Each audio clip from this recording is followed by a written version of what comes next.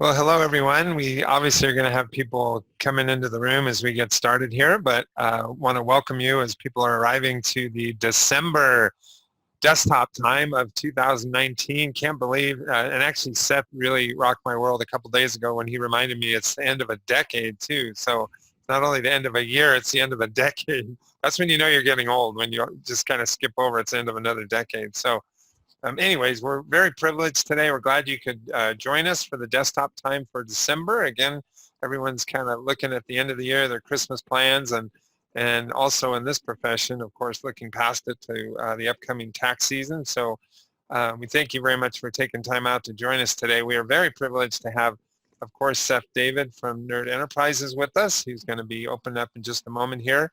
And we also are very privileged to have Ed Pratt with us, who's here from ZenWorks. So he's going to be talking to you about their existing tax product, and you're mentioning a new product he just launched as well. So, and if it looks like he's in Las Vegas, he really isn't. That's just there to fool you. So he's really, and it's funny, whenever I have a couple of California people, we always, have to boast about California and our weather here. And so, so it's very mild here. We don't have snow, but anyways, so. Without any further ado, thank you very much again for joining us. As always, QBox is our sponsor of Desktop Time. We don't tend to talk about it too much because we don't want to make this look, taste, and feel like a QBox presentation because it really isn't. But QBox is the host and sponsor of Desktop Time. And without any further ado, also I'd like to introduce our esteemed guest today, starting with Seth. I know he hates when I read this information. It's from our website. But the guy's just the star. What can I say? So uses social networking tools, web videos to maximize the impact of his training. He's a training expert. If you're not familiar with him and Nerd Enterprises, his unique style and personal touch has helped him develop a large worldwide audience consisting of accountants, bookkeepers, and small business owners, as well as general consultants and technology enthusiasts. Seth graduated from Pace University in 1996 with a bachelor's degree in accounting. Prior to starting his own firm in 2003, he worked at Biggs & Company, an accounting firm based in Santa Monica, California, specializing in bankruptcy from 2001 to 2003. His role there was to perform audits, prepare tax returns for corporations, including S-Corps and LLCs, partnerships, and bankruptcy compilation work for SEC reporting and litigation. Previously to that time period, Seth was a senior revenue accountant for the Veterinary Centers of America. While there, he managed revenues for over 80 animal hospitals, ensuring that the monthly closing entries were prepared so that the monthly and quarterly financial statements could be produced in accordance with SEC regulations.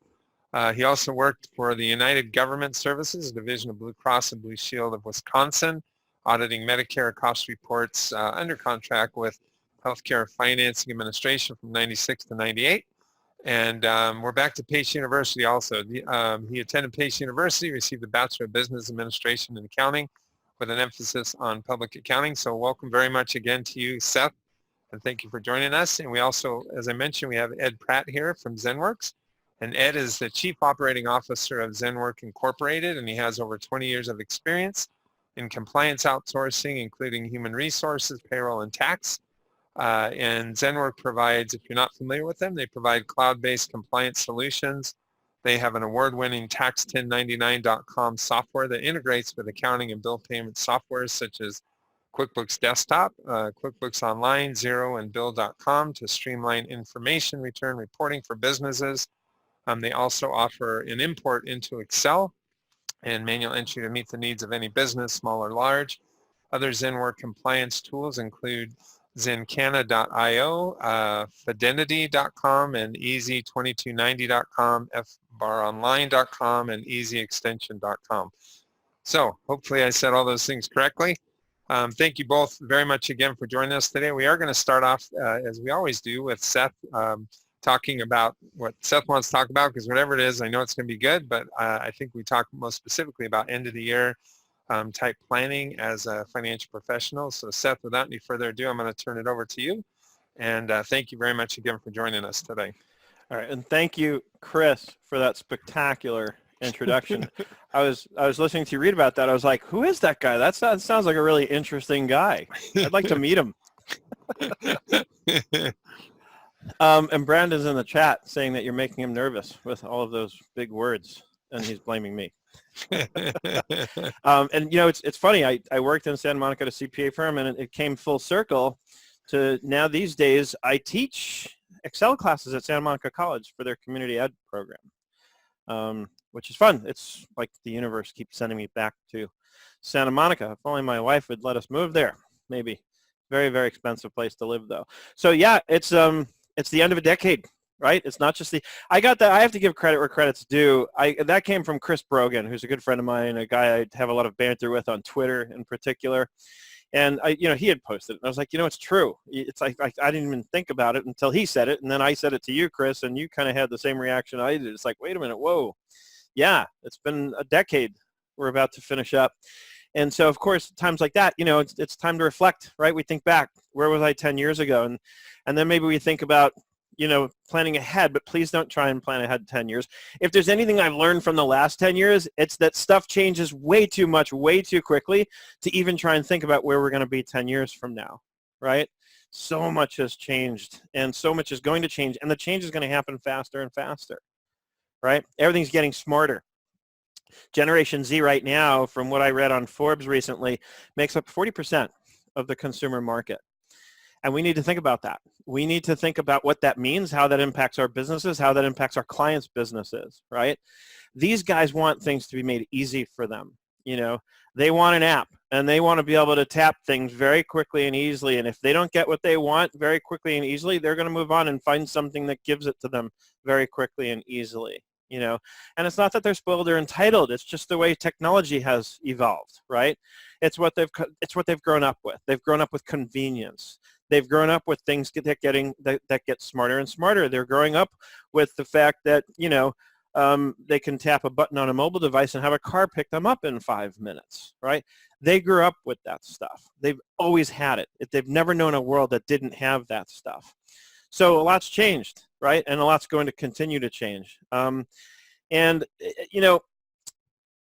accountant that I talk to, and I talk to many, accountants, and I use the term accountant broadly. I mean, anybody in the accounting profession, accountants, bookkeepers, I get a lot of the same feedback from them when I start asking questions. They'll tell me I'm up to my eyeballs in work, and I'll say, okay, great. It probably means you're making a lot of money, and things are good. And usually they're like, no, doesn't mean that, so we're up to our eyeballs, but not making as much money as we'd like to be. And so that's something to think about. What can change? I remember years ago, one of my mentors, and that's one thing, is we all need to have a mentor. There's got to be somebody we can go to, whom we can look up to and get guidance and ask questions, especially when we're going through any kind of, an issue like that where we're stuck, we're frustrated, we don't see clearly how to move forward, right? And so, I have a guy like that, very much like that. He's a CPA. Who I've joked around that some years with the referral business he's paid my mortgage. And he's the guy I call when I get stuck, when I have questions. And I remember years ago I called him, and I was getting frustrated because I felt like I was being pulled in a lot of different directions. I had all these clients all asking things of me, and I seemed to have no free time to myself. Everybody wanted everything, and they wanted it yesterday.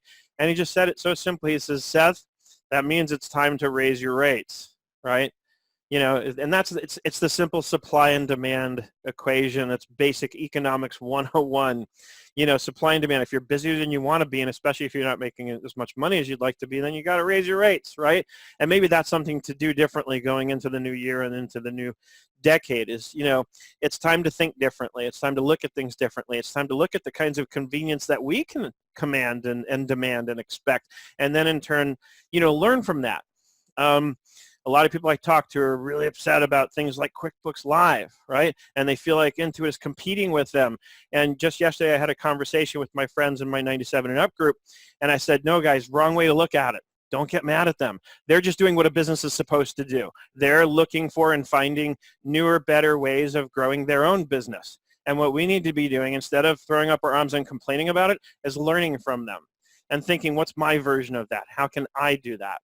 Yesterday it started going around that they're launching a setup service, and it's only $50, and they're giving all this stuff away for $50, and people are like, how are they making money doing this? And my answer very simply to that is they're not, because they're not thinking about the first transaction. They're thinking about the next 100 or 1,000 or 10,000 transactions they're going to do with that same client.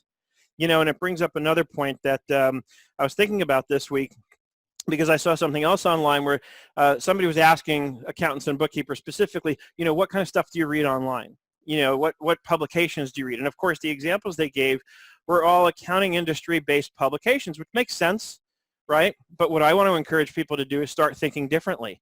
Think bigger, go outside of the accounting industry, right? Read Forbes, Inc., Entrepreneur. There's a lot of online publications. Read the Wall Street Journal, read the Investor's Business Daily. There's a lot of publications that will make you, frankly, in my opinion, much better rounded at gaining an understanding of what's going on in the world around us, and in particular, how that's going to impact our businesses. You follow a guy like Gene Marks, this is what he talks about specifically.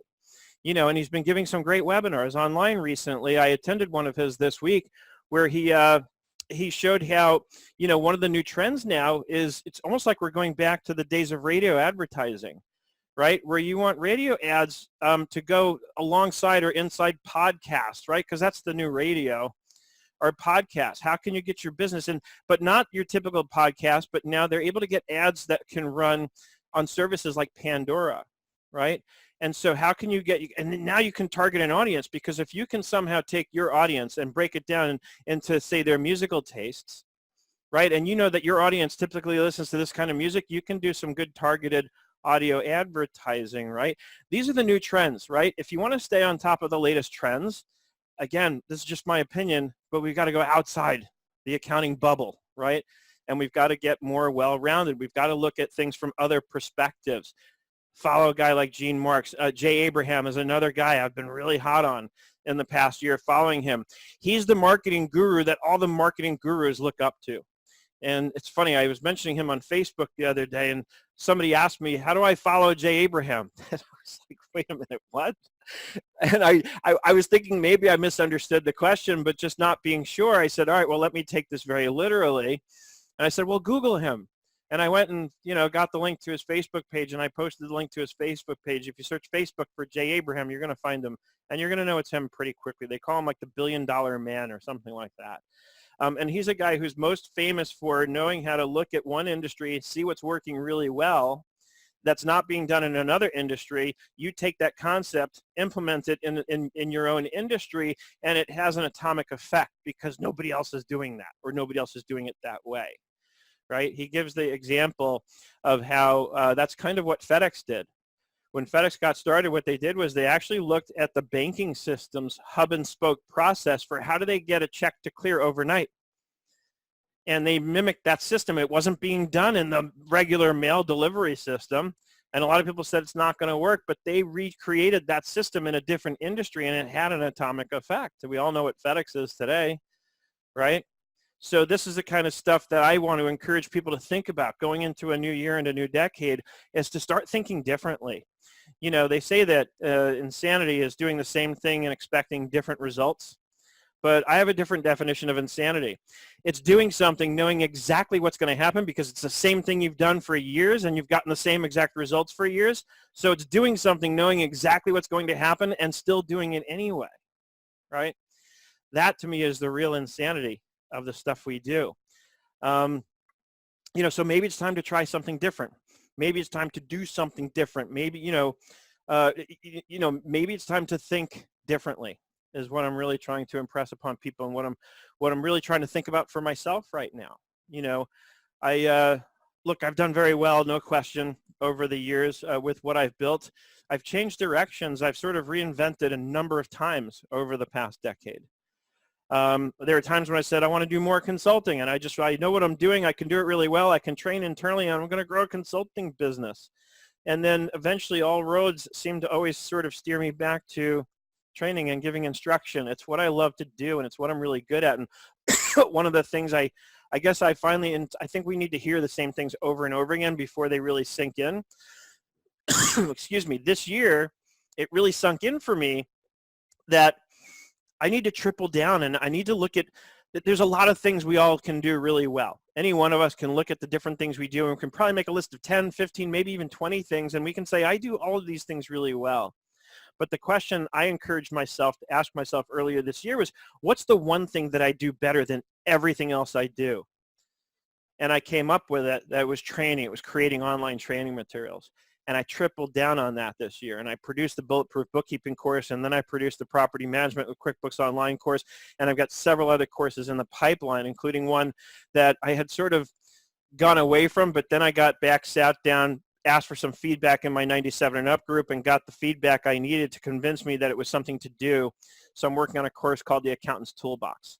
And it's basically going to be an online video reference textbook of information about all these different apps. And it's almost like, all right, you're thinking about different apps, you want to learn here, watch these videos, and these videos will show you exactly what these apps do, what they don't do, what they're good for, what they're not good for. And my goal is to build sort of like my own sort of online exhibit hall so people can come in and learn everything they can about every app that I have the knowledge of that I can share with people, right? That's the kind of stuff I want to look at. That's the kind of, that's the kind of resources I want to create and provide for people. That's me tripling down on doing what I do better than anything else I do. And I think each one of us really needs to consider more so than ever before, what's that one thing we're going to triple down on in 2020, right? What are we going to triple down on and just do that and delegate everything else?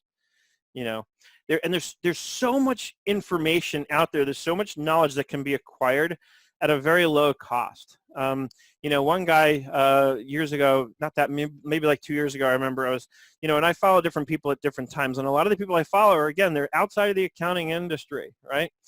I'm inundated with the accounting industry all day long, every day. I feel like when I need something, I know where to go. I know what to look for. So I'm frequently driving myself to look outside the accounting industry to get information. I want to know, like Jay Abraham says, what's working in another industry, and then I want to think about how I can make that work in the accounting industry, because it'll really stand out. That's what we mean when we say it'll have an atomic effect, because you do something that's not being done in the accounting industry, it works in the real estate industry or marketing, but people aren't doing it in the accounting industry. And at first it has that effect of people going, wait, you can't do that.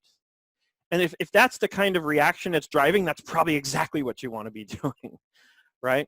So this is the kind of stuff I'm thinking about now, and especially going into next year, and really thinking, in addition to what can I triple down on because it's what I'm really good at, what do I really love to do, right?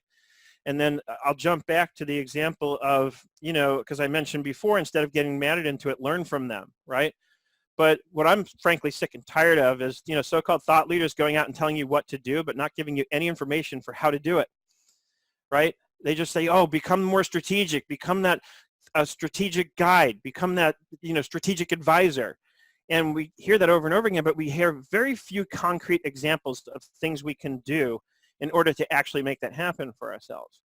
So I want to give a specific example. I want to fix that, right? I want to make that better. And one of the things that I was talking about with my group yesterday was, if you're mad because Intuit is offering a service where they're going to do setups for $50, you go offer a service and do setups for $50. It's a smart thing to do. Jay Abraham has a chapter in his book that I'm studying now where the title of it is based specifically on that. The title of this one chapter is Break Even Today, Break the Bank Tomorrow. Meaning, on that first transaction, lose money, lose time, lose whatever it is you have to lose to get the clients in. I jokingly call it the drug dealer model. The first one's free. Get them hooked on your services, right? You can do the same thing Intuit's doing. You can say, I'll do a review and setup of your books for $50, even charge $100, right? But then you'll include QuickBooks Online with them if that's what they're inclined to want to do, because if they're a brand new company that doesn't already have it, you can give them that for wholesale at half price, right? So, and they can just reimburse you monthly. So you do the one-time setup for $50 or $100, get them off and running. But who of course, are they going to call when they're ready to go to the next level, when they're ready to actually hire a bookkeeper to do the work? First of all, they don't want to take their business away from you because they would lose that wholesale pricing on QuickBooks Online. So that's very literally a hook you can have with them. But hopefully also you've delighted them with the experience you gave them when you did that initial setup. And that's the real motivation, that they wouldn't want to consider leaving you anyway because they love you and they can't think of anybody else they'd rather work with, right? Of course, that's how it should be structured. But, so again, my message is, and because you see a lot of this online, I see a lot of people, and frankly, it's usually the same people, constantly complaining about what others are doing or what others aren't doing. Stop complaining, start looking for ways that you can learn from what you see, and start looking for ways that you can take what you're learning based on those experiences and apply them in your own business or practice or your own life. That's what I'm sort of ridiculously focused on going into the decade. It's sure there's a lot of technology, there's a lot of great applications and programs that are going to make our lives easier. Ed's going to talk about one of them in another 10 minutes or so. But bigger than that, broader than that, think about what picture you want to create for yourself. You have a blank canvas, theoretically, and you can start painting that canvas and making that picture look however you want. Right? We want to get to the point where we have that leverage in our businesses that we can afford to say no to people because it's not what we want, or because I see the writing on the wall. I've got somebody coming in the door, but there's a lack of follow through. There's just, red flags. And I want to be able to put myself in a position to be able to say no to those people because it doesn't represent the kind of clientele that I want for myself. It doesn't represent what I need in order to create the environment that I want to live and work in, right? These are the things that I'm really focused on thinking about, as we end this decade and go into a new one. And it's just an obvious time to think about a new, fresh beginning.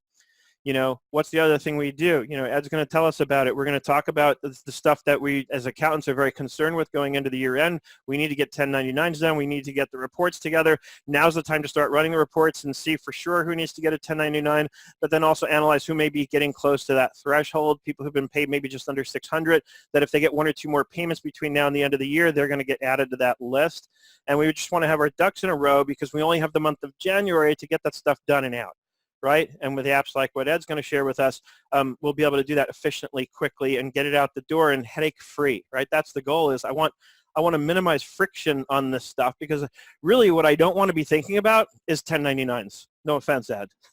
I want to be thinking about how I can make my life better, bigger, broader, whatever that looks like, however I define that. And I want to take processes like getting 1099s done and getting payroll and any of these other things, I want to automate as much as I can. We've got the tools out there that enable us to automate so much. And to me, it's insanity not to take the time, front load it, put in the time, put in the work up front, and get these things, these processes built and automated so that I can focus on the frankly bigger picture, much more interesting stuff, right? And one of the things we do at a time like this, going into the new year, going into a new decade, is we start planning.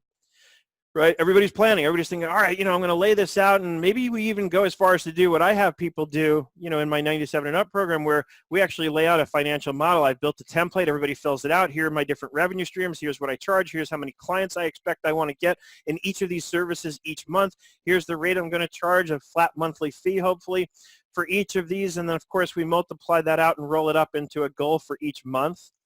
Right? And then we break down that monthly goal into a daily goal. Here's on average what needs to come in every day. And then we spend 5 or 10 minutes a day at the most keying in what came in that day. And the model compares the cumulative, so we can see where we're at. If we're halfway in the month, are we halfway to our goal? And the reason for having a process that's that thorough and that goes to that extent is because what otherwise happens is we build a plan, we get all excited, and by March, we're not even looking at it anymore, right? So I built a process that for myself and that I now share with others that forces me to look at it and stay with it so that 8 months later, I'm still looking at it and I'm tweaking it every single month. And I'm saying, well, this month I fell short. Can I understand why I fell short this month? Do I need to lower the bar next month so I don't get discouraged? Or is there something else I can do to make sure next month maybe I exceed the original goal and make up the shortfall from the current month? The point is to stay ridiculously focused on that stuff and automate as much as I can so that I can pay more attention to this higher value stuff. Because one thing I'm very confident I can guarantee is if you maintain that kind of focus all year long, I feel confident saying I can guarantee your income will go up by a minimum of 20% over last year if you can get and stay that focused. I talked about this at QuickBooks Connect a couple of years ago. I feel like I should do it again. I feel like there needs to be a revival of this kind of thinking. If we want to be strategic, this is the kind of stuff we do. And then once we learn to do it for ourselves, now we can turn around and start offering that same process as a service to our own clients, and you can charge a lot for it. Because instead of being transactional and saying, well, I'm going to charge you and we're going to reconcile your bank accounts and you're going to get a nice, pretty P&L and balance sheet, what I can do is I can look at that P&L and say, with these CFO services I can offer you, we can lay out the yardsticks and build a plan that's going to take your profits from 100,000 to 500,000 in the next year. And then you say to the potential client, you say, if I can increase your net income by 400,000 over the next year, is it fair to say that it would be worth it to you to pay me $20,000 for the year? I'm pretty sure they're going to see that as a no-brainer. Of course, now you got to go prove yourself and prove that you can actually do that. But again, as accountants who understand numbers, it shouldn't be that hard to do. We can show them their P&L, and we can show them there's three ways, that's it, to increase profits. Either I get new clients, or I raise prices, or I increase the number of times a client buys from me. And putting that back onto each and every one of us, the first time the client can buy from you is when you mimic what Intuit's doing and do a setup service. That's transaction number one. Transaction number two is when they come right back to you and say, hey, I need your help cleaning this stuff up. And then transaction number 3 and 4 and 5 and so on is when they come back and say, you know what, I'm not an accountant, I'm not a bookkeeper, this is what you do for a living, I'd like to hire you to do it for me. And that's transactions 3 through 10,000. And then along the way, there's other add-on services. I can say, you know what, I can do the CFO services for you. I can help you lay out the yardsticks. We can do the projections. I can make sure that your numbers are bulletproof so that it becomes very reliable and accurate information we can use to make important decisions. Because if I'm analyzing your profit and loss and trying to increase your profits, but my inventory is off, which means my cost of goods sold is probably off, then I'm basing anything that I'm doing on false numbers, and those services are now worthless, right? I want to make those services valuable. The first thing I got to do is get bulletproof books, get everything really tight, and then I can lay out the yardsticks based on really good information. And now I have a very good chance that I can take a company from $100,000 net income to a $500,000 net income. And again, if I can make them an extra 400 grand over a year, they're not going to be mad at me for charging them 20, 30 grand for that. They're going to think that's cheap, right? That's the key. That's how I'm hoping I can encourage others in our industry to start thinking, because I don't think that many people are. They might say they are, but I don't think they really are. What's interesting, one of the things you mentioned about everywhere you look, like you were saying, everyone's saying, be a trusted advisor, be a trusted advisor. But I think for some people that's kind of intimidating. So you say that 100 times, but that's going outside their comfort zone. But the reality, like you said, is that's their profession, that's their business. And they have a whole lot more to offer in the way of advice and suggestions, so they can still stay within their lane and what they're most comfortable with. But ultimately, and it's interesting when you're describing that, I was thinking back to even the outset of QuickBooks back, 23 years ago now.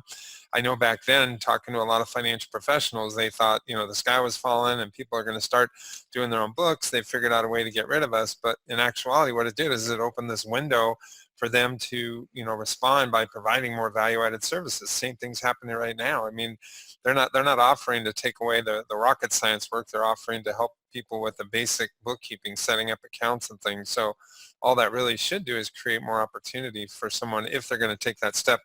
And if you're not comfortable with it, there's wonderful people that provide training like Seth to really learn about different applications and how you can inject more services that people aren't going to get from QuickBooks Live. They're going to get basic setup services, but they're not going to get, the really significant things to help them grow their business, to help simplify how they do their even accounts payable. I mean, just to really kind of calculate and keep track of things. So I liken to what you said, but I think for a lot of people that's just an intimidating step. So they see I'm supposed to become an advisor, and then the next thing is what next? What am I supposed to do? How do I do that? What Seth's saying makes a lot of sense. But there's a lot of folks like you, Seth, right, that provide programs for training that can kind of help them understand what next steps look like and how they can grow their practice more efficiently based on doing the work that they have the expertise in, like you were saying anyways, right?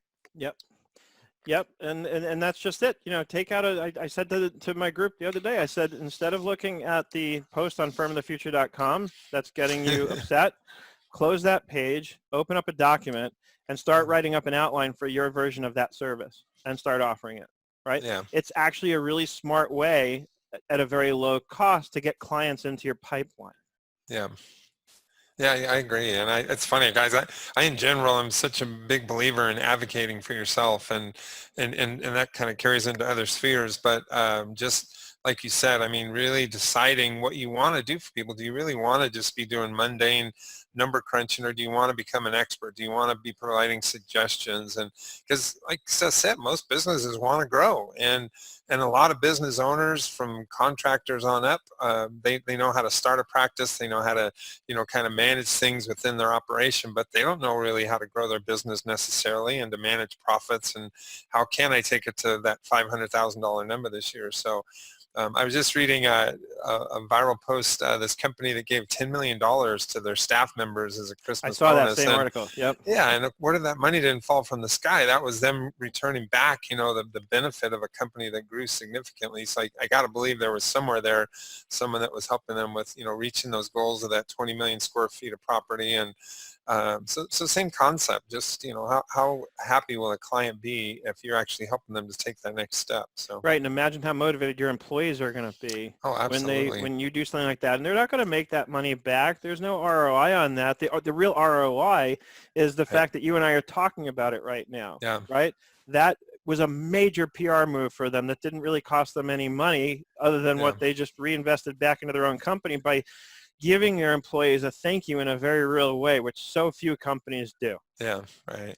Well, and nowadays, a thank you is a consistent job, employment, benefits. So, Yeah. I mean, there's a lot of ways to do it. And that, of course, is one extreme. But oh my gosh, just to finish a year and positive and say, okay, folks, the next year looks great, and here's our projections for next year. So, any business owner would be ecstatic to have that type of forward planning and have an advisor that helps them to really understand how they can grow their business. So. Yeah.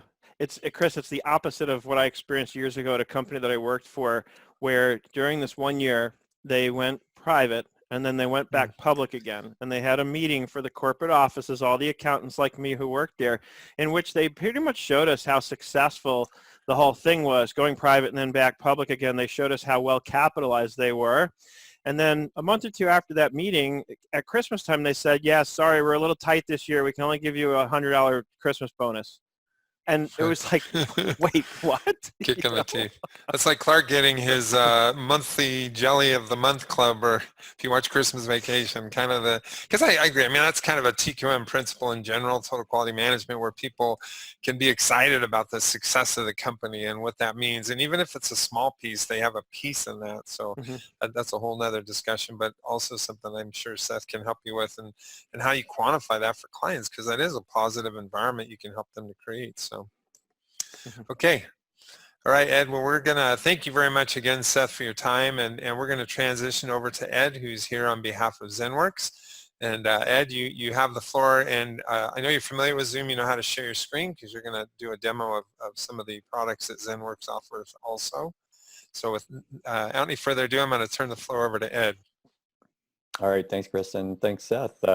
I really liked hearing about thinking forward. I think that's something that's important to do at the end of the year here. So I'm going to talk just real quickly about thinking forward in a couple of different areas with our products. But then I'm going to go in and do some thinking backwards, looking back at how you can work within the product to help a client who may not be quite doing all the things correctly with regards to collecting contractor information and being ready to file at the end of the year. Looking into 2020, so I talked to a lot of accountants as well, not nearly as many as Seth, I'm sure, but I talked to a lot of accountants, and one of our new initiatives is regarding the cannabis industry, which, as everyone knows, you hear about this state's going legal, that state's going legal. There's federal legislation that's coming out. It's been passed by the House, looking possibly like it might go through the Senate in the next couple of years. So we've built a new platform around the industry there to really help clients with that last mile on the tax compliance piece. That's our specialty, building software that helps clients to work through tax compliance. And so as the sales tax complexity, excise tax complexities work through in the cannabis industry, we've built out a platform to help retailers, distributors, cultivators, kind of the seed to sale model, helping them all to maintain inventory, maintain their client base, work their transactions back into QuickBooks or Xero, as the case may be, and really go to that last filing area for the state of California, the state of Oregon, state of Washington, wherever they may be, because each one of them is different. But as I talk to accountants, I'd say I get a varied response when we're talking about that particular product line. Cannabis not being a legalized federal entity, there's a lot of nervousness out there. So QuickBooks Connect last month, I'd say it split about 30% of people were, I'm never going to touch that.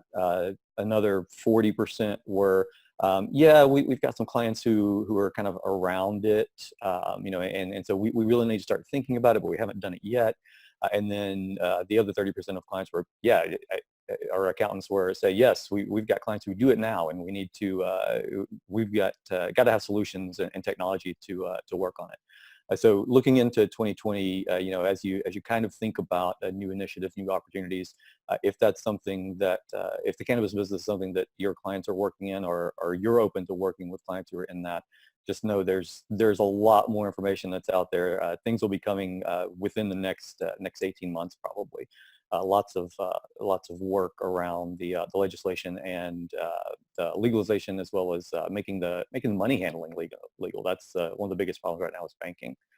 But I don't want to spend too much time on that. I want to focus more on our year-end product initiative, how we can help with the year-end. Tax1099 is our flagship product at Zenwork, and we've been doing Tax1099 working since 2010. We've been the preferred partner with QuickBooks Desktop since 2016. And so we've really built out a platform for helping our accountant clients and your clients go through the process to ensure that they've got everything they need for that filing season. So I'm going to share my desktop out here. If you give me just a second, I'm going to make sure that it does share here for you guys. And so you should be looking at QuickBooks, I'm sorry, you should be looking at Tax1099's dashboard now. So we're good. All right, thanks Chris. So we do a number of different things to help. And to Seth's point, you are probably having clients who are scrambling, or you're scrambling yourself for data collection at the end of the year, because your clients may not get W-9s. They may not be capturing vendor collection information right up front. So we do some work to help you out with that process. We can use our recipient information tool to basically be a vendor onboarding tool for you or your clients. So obviously this is all test data that you see in here, but we have a W-9 collection tool. So I can go in, I can request a W-9 electronically. I really only need the name and the email address of the person that I want to send this to. They get a link, they complete that W-9, it sends it back, and it does the W-9 completion. The W-9 actually loads in as a PDF here in Tax1099, so you can see all of that information, the signature of the person, the date that they signed it. So you've got that data collected, and you know that your client has it available as well.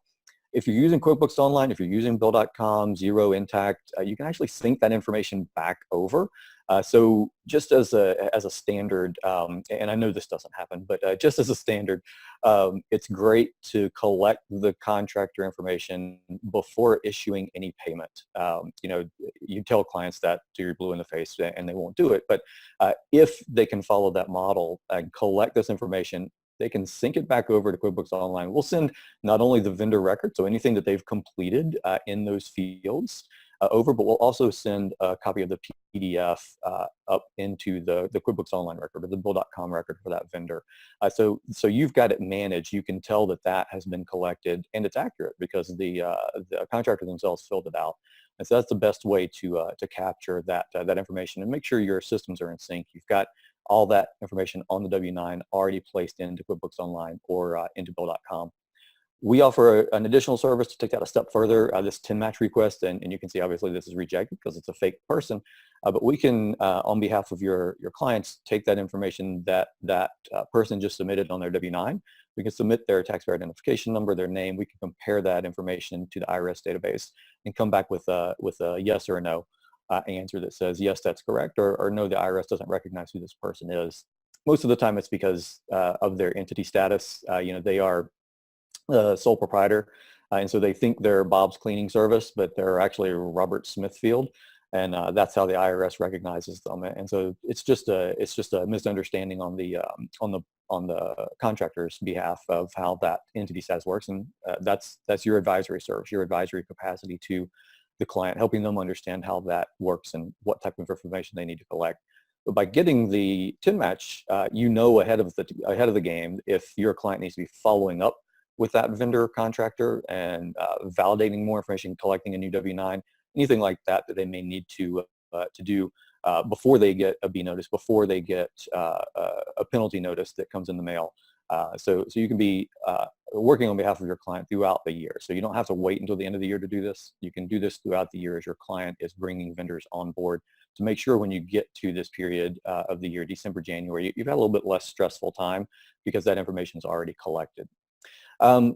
Here in Tax 1099, kind of moving over into out of the data collection on the vendor side and into the import process, we offer a number of different integrations. So we've been doing QuickBooks Online, QuickBooks Desktop, and Bill.com for years. Xero we've been doing for years as well.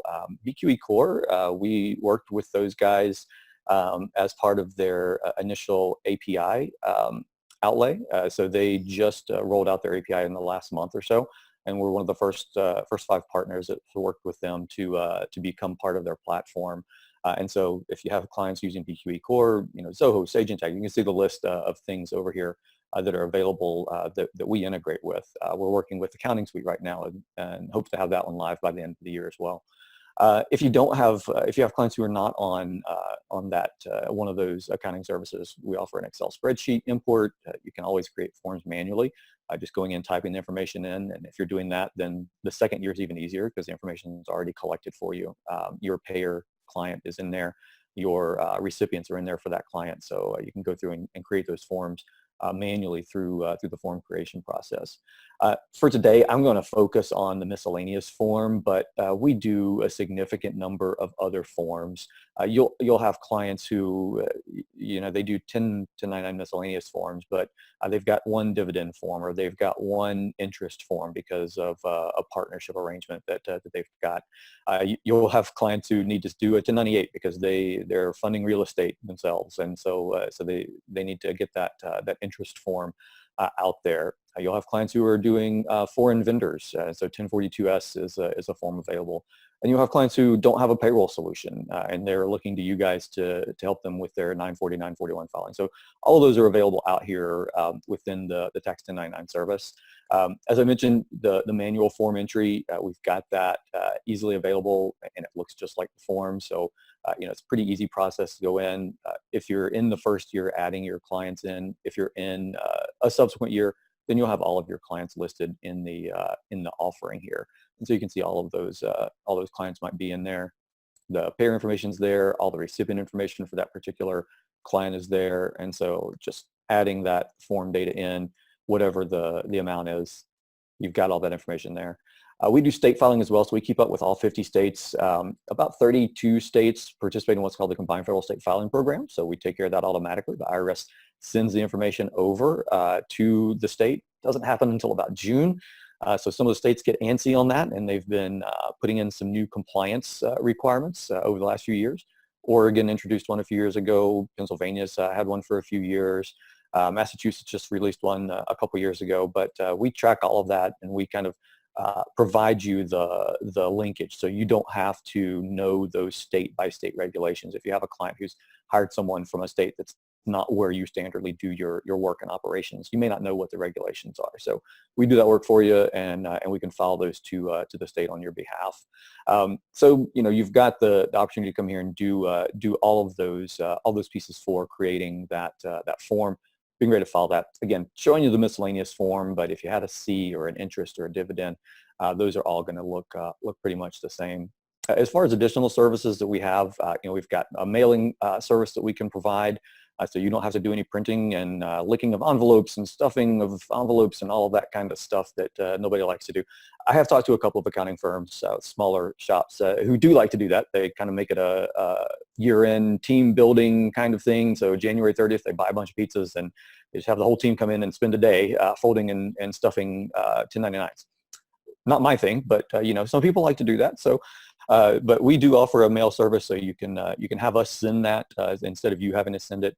If you have email addresses and that recipient is someone who would prefer to get an electronic document as opposed to a mailed document, we've got that. You can also 10 match here. So if you didn't do it during the rest of the year, but you want to do it at year end, we've got that here. And if there was a state filing like a Pennsylvania and Oregon, something that was separate, we'd have that available here as well.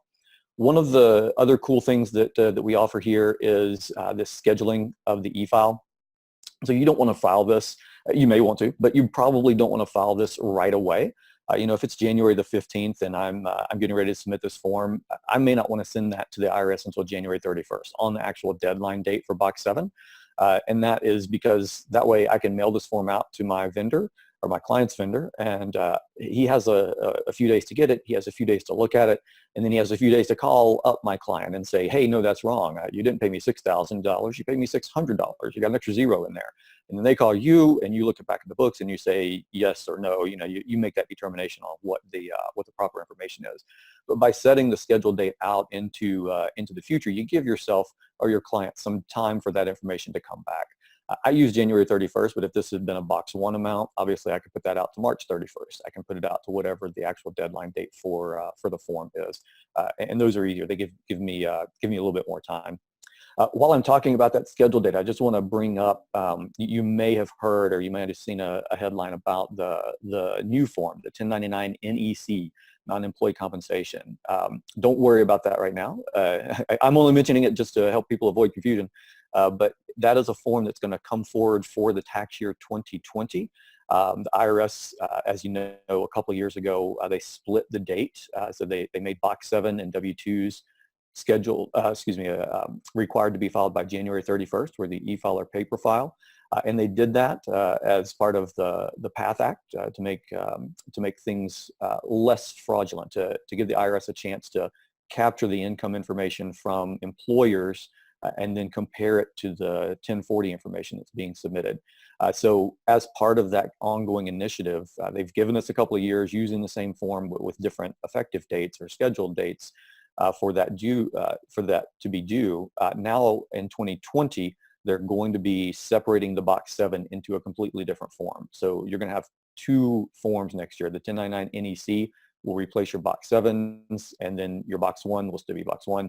But what was Box 14 might now be Box 9. So they've got some new versions of those forms that are out there in draft right now, and they've got public commentary going on. Again, that's next year, so I just wanted to mention it so there's no confusion as you go into the season. You might have a client who says, hey, what about this? And you then can say, no, you don't have to worry about that. That's a 2020 thing. We'll file those in January 2021 and be ready to go for you. So just kind of the basic model there. I'm going to shift my screen over and show you something a little bit different here now, and I'm going to share out QuickBooks desktop version if I can do that here.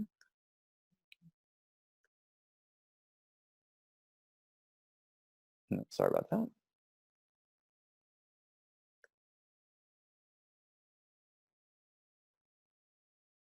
No, I'm not seeing anything, so I might have frozen my system. Can you guys hear me? I can still hear you, Ed. Okay, perfect. And perfect. I can see your screen. What are you seeing on the screen there? You actually have a minimized window that also says, oh, now I see QuickBooks. Okay, perfect. Okay. Yeah. That's good. I had a couple things that popped up in my way. So, all right, good. So, so inside of Tax 1099, we actually offer a couple of different pathways, as I mentioned, to get that information into Tax 1099. In our import area, we've got our QuickBooks Desktop, QuickBooks Online. The online, any tool that we coordinate with, that we partner with, that's online, whether it's Bill.com or QuickBooks Online or BQE Core, those are just API, application programming interfaces that talk to each other across the cloud. QuickBooks Desktop, being a desktop version, is a little bit more challenging, and so we've got some different ways to bring that information over. We've got a plugin, and we've got a web connector, and then if you have clients who are still on an old version of QuickBooks, a non-supported version of QuickBooks, QBD 2015, something like that, then we've got a way to import files, just the reports that come out of QuickBooks.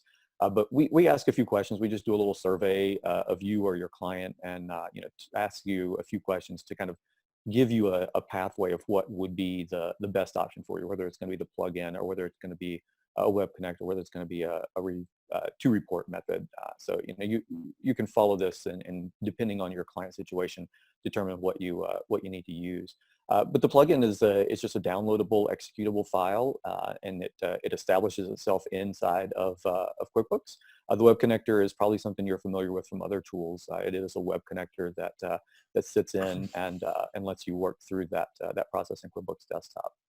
If you're using the plugin, we just establish a new menu option here in the vendor menu. So uploading the 1099 data through the Tax1099 linkage there in the vendor menu just gives you oh, I actually ran the process earlier. That's one that is there. Let me pop that again. Hey, and someone's Yeah. asking if you can expand the desktop to fill your screen so it can be a little bigger. Might be able to. I don't know. Is that better? Is that any better? That's perfect. Okay, good. Sorry about that. Again, working from the hotel in Las Vegas, not ideal for this type of demonstration. But I'm entering my credentials here for Tax1099. Again, that was in the vendor menu in case you weren't able to see that in the previous screen there. We also, just something else that's a little different about us, we can go back and do a couple prior years. So if you have a client who comes to you, they're new, they haven't been in compliance with their 1099s, whether you do this through QuickBooks Import or just through the Tax1099 service. Yeah, I got two M's in my comm there. Whether you do this through the import or just directly through Tax1099, we can do a prior year of filing if you need to get somebody in there. And so if you think about your desktop process, you know, on my QuickBooks Desktop side, I've got my 1099 wizard. I've gone through the process there. I made sure everything was correct in QuickBooks Desktop. And so this client, as they're ready to file, I just run the plugin. It brings the information over here for me. If I've got green dots, that means everything's good. So, you know, again, to client data collection, it could be good, it could be bad. But when you bring it over here, we do some validation on that to determine if the IRS is going to find it acceptable or not. So if you had a 7-digit taxpayer identification number, the IRS is not going to find that acceptable. If you had a 4-digit zip code, they're not going to find that acceptable. So we would kind of grade that data here and give you a chance to fix it here. That doesn't take it back to QuickBooks Desktop, but it does fix it here for your filing process. You also can edit, you can change the boxes. So we're just triggering off of the mapping that's done in QuickBooks Desktop and bringing over these box 7s. You may have other boxes that are included for your clients, but you can edit that if you realize as you're going through here that they forgot to enter a check and this is actually $1,750 and not $750. You can edit that information on the fly, and then you don't have to kind of delay yourself from making the filing to go back to QuickBooks and do the information entry there. You still need to go back there and make sure it's correct in QuickBooks, but you can continue on with your 1099 filing if you're pushing a deadline because your client delayed on getting that information to you. And then the next page just pushes that data in, and you see the information just like we saw before inside of Tax1099. So you've got everything in there and plugged in and ready to go. So once you do the filing here, you know, we kind of went through this screen before, but once you've done the filing, we give you a PDF copy of that form. So I'm just going to transfer over into another section of the system here called the Manage Forms area. And so this is the area where once I've done a submission for a client, my forms go to live. And you can see I do a significant amount of testing. So I've got C's and A's and W-2s, and somewhere down in here, I'm going to have a 1099 miscellaneous form. There you go. But I've got my 1099 miscellaneous form here. I can see what date it's scheduled. I can see if I chose to have it go to estate filing. I can see if I requested to have it postal service mailed or not. So I've got all that information here. I can even tell if it's a corrected form or just a standard 1099 miscellaneous form.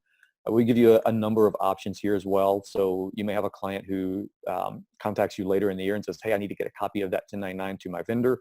You can email it out to that recipient from this page. You can view and print a 1099 copy for yourself. You can do the payer copies. You can do all 4 of the different miscellaneous form copies. But you can print that out yourself. It just folds up into a number 10 double window envelope, and you can send that out to that recipient yourself, or you can pass this on to your client and have them send it out to the recipient. So just a number of different tools that we've built in here for not only accountants but the small business owners themselves that can come in here and use this tool if they have those filings that they need to do. Something that's also popular with accountants are reports. Accountants love to get that information back out of the system once they put it into the system. And so we do offer a number of different reports. You can find out what your 10 match statuses are, if you've got unsubmitted forms in the system that still need to be submitted. If you need to produce billing for your clients, so if you're charging on a per 1099 basis, you've got a submission history report. You can see exactly what you did for each one of your clients out there. So it gives you a lot of flexibility and functionality around being able to work with within that client's information once you've collected all of the information here inside of Tax 1099. We've got support offerings as well, so there's always a little widget in the bottom right corner, so you can contact us during the busy part of the year, and we've got lots of information that we share out there, just from historical, frequently asked questions that we have come across for our clients, accountants, and otherwise who've used the service in the past years that we've been doing this, and so we've got a significant knowledge base out there that we've built over the years that just gives you step by step on how to go through and build certain tools that you may, or not, sorry, go through certain processes that you need to work through. All right, so I feel like I've been talking for a long time. Let me look at the clock. Yep, I have been talking for a long time. All right, so I'm gonna flip it back over there, Chris, and just if you guys had any questions or anything that I need to follow up on, just let me know. Okay, excellent. And thank you very much, Ed, for giving us a demonstration of Tax 1099, because obviously people are going to be thinking about that very soon if they aren't already. So we appreciate you providing that demo and giving us an inside look to exactly how it works and how it can benefit, kind of, again, dovetailing into what Seth talked about, give them the opportunity to provide a resource that'll make Mr. Business Owner's life a little bit easier. So thank you for that. I was giggling here when you were talking about the mailing of the, I don't think I'm a big envelope licking guy anymore either. So, but with a pizza, who knows? Maybe it's pizza and beer makes anything a little bit better if you're. That's right. More emphasis on the pizza and beer. So, anyways, but thank you very much again, Ed, and thank you also to Seth once again. We greatly appreciate you both joining us today. And just Merry Christmas to everyone, Happy New Year, Happy Holidays, however you prefer to hear it. We hope you have a wonderful next few weeks, and obviously this is a significant time when it comes to year end and preparing for tax season. So we hope you have a wonderful season. We will send out an email with links to both all of the resources that Seth offers training-wise and also that Ed can provide through ZenWorks to you, so you'll be receiving that tomorrow morning. But we do, again, thank you both very much. If we have the privilege of seeing you again next month, January 15th, we'll be back, desktop time, and we have Candace Camphor and ComplyRite scheduled. So Candace has been with us one other time. ComplyRite is a new vendor for us, but initially was introduced to primarily their HR products and postings that they provide, but I think they have another suite of services as well. So we're looking forward to hear more from them. But otherwise, hope you all have a wonderful rest of your day. Thank you so much for taking the time out to join us today. Any other questions if you're like me, you're probably going to remember them like 20 minutes from now. Please feel free to email them to us and we'll get them to the appropriate person for you. But thank you very much again. Hope you all have a wonderful rest of your day, wonderful rest of the year, and we'll look forward to seeing you back in January. Thanks again, and take care. Thank you, Seth and Ed, again also. Thank you. Thank you.